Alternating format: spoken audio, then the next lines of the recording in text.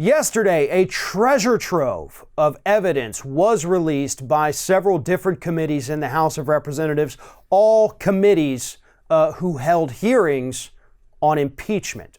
And all of this evidence that they have released is evidence that was presented during those impeachment hearings that they held.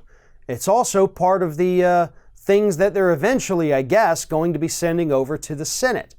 And what we found out in those documents, which the ones released yesterday all happen to come from our good friend Lev Parnas, it reveals that former Ukraine ambassador Marie Yovanovitch was spied on at the request of Rudy Giuliani. That's what we learned yesterday. Yovanovitch has now called for a full investigation into this matter after learning yesterday, as we all just did, that she was spied on by this administration.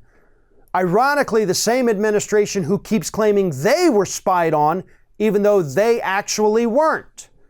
They spied on her. And here's how we know it. According to the text messages that were released yesterday from Lev Parnas and Rudy Giuliani back and forth, you had Parnas texting Rudy saying that Yovanovitch's phone was turned off right now. Her computer is turned off right now.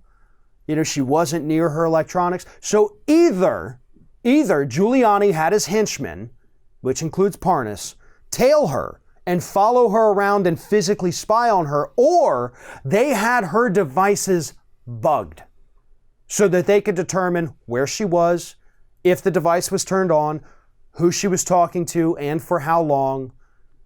We don't know which one, I guess it is yet, but that's why an investigation is necessary.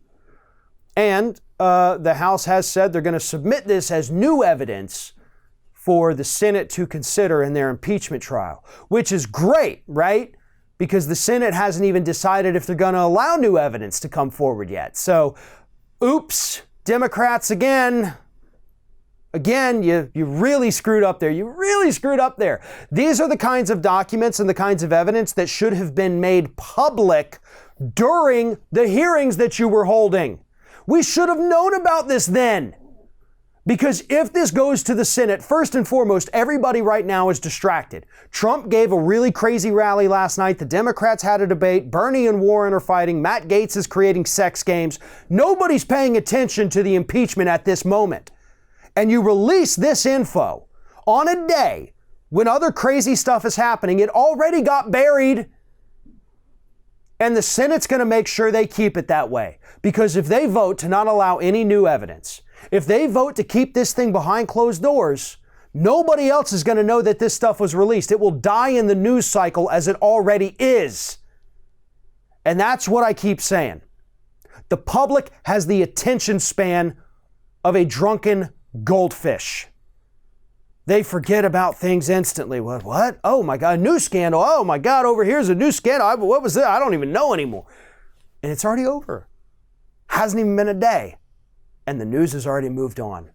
But just imagine how it could have been, Democrats, had you made this public and showed that the president's personal attorney was spying on a U.S. ambassador working in the Ukraine. Imagine what the public approval rating for impeachment would be today if you had told us this back when people were paying attention.